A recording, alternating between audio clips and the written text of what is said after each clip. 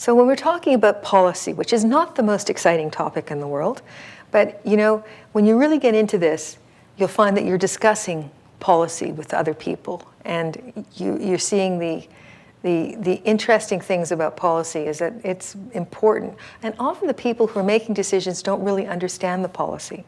They understand practice. They know what is usually done, but they don't necessarily understand policy.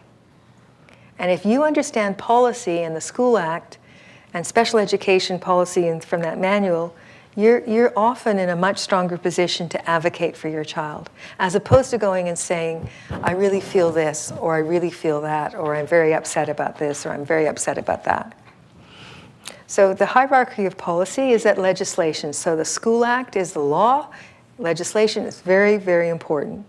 Then there's the Ministry of Education. So for British Columbia, in Victoria, the Ministry of Education has policy. They've issued the special education policy, which I've been referring to. And then at school district level, each school district has various policies. So here's the links where you can find those exciting documents. And the district, so special education programs cannot contradict the Ministry of Education policy.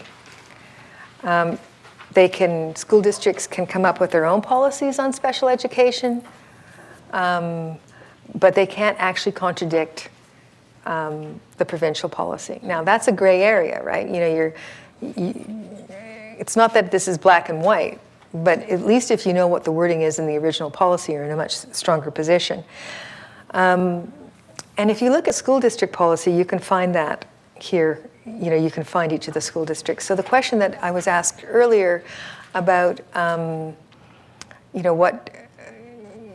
can this happen, is often if you look at the school district policy around social inclusion, you'll find very strong language there about how important it is that children learn the social skills that are necessary to,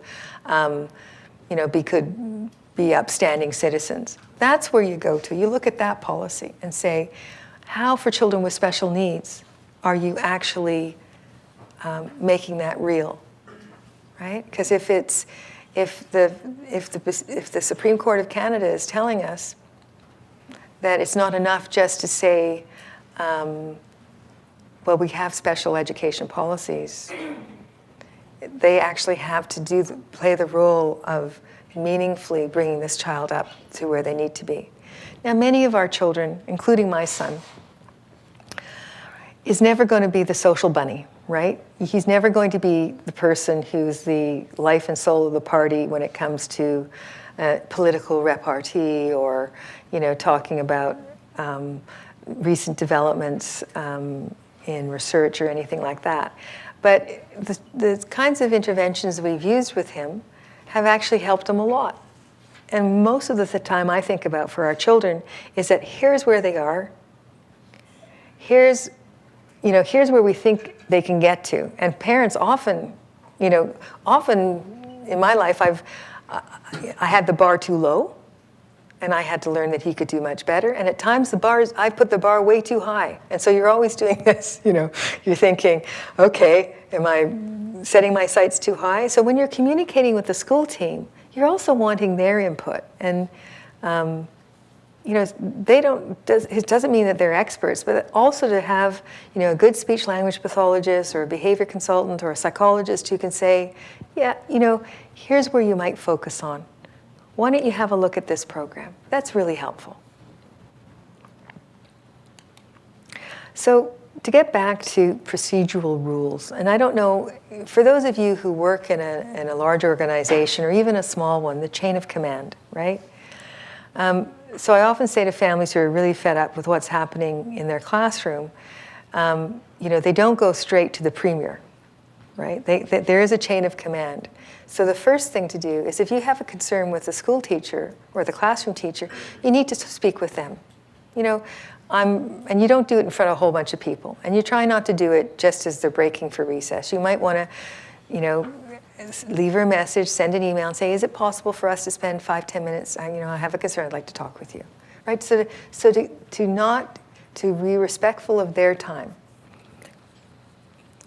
And then to explain what your concern is. If it's really a very difficult subject and you're not able to talk for whatever reason with the teacher, you can go to the principal, because the principal is her supervisor, and talk to them about it. And that's, going up the chain of command. If you go to the principal when you actually didn't say anything to the teacher, you may be doing that because you're embarrassed to talk to the teacher. You might ask for the principal's help in how you would address this with the teacher. You might want to go to another parent and ask them their advice, someone who you think is, has some skills on that set. Thinking about the chain of command is important, right? Because if you go up too far, if you don't give people a chance of providing you with a solution, even though you know that there is no chance that they are going to see reason and follow up with what you're looking for, you still have to go through that, because otherwise you're going to be sent back. The principal's going to say, well, did you talk to the teacher about this? And you're going to say, no. And he'll say, well, why don't you start there? Because it's always easier, if the teacher is pulled in by the principal and told, Sammy's mother is really concerned, blah, blah, blah, blah, her first reaction is, well, why didn't you talk to me about it? That's a very human response, right? And teachers are human beings, and we need to respect them. If you've done that and you don't feel that you've been heard, then you can go to the principal and say, and not do it in Sammy's teacher is setting out to make my life really difficult, and but just explain the circumstances, try and keep the temperature down. But always going through that chain of command is really helpful, because it makes people realize that you understand systems, right? And that you're being thoughtful. So in the dynamics of a system, you have people, you have their roles or responsibilities. You need to figure out who makes a decision, right? You may not start with the decision maker, but you want to know who makes a decision, who has the power, the lines of authority and hierarchy. It's not, as parents, this is very frustrating, boring, takes a lot of time, but it actually, if you understand it and move through it quickly, it saves you time in the end.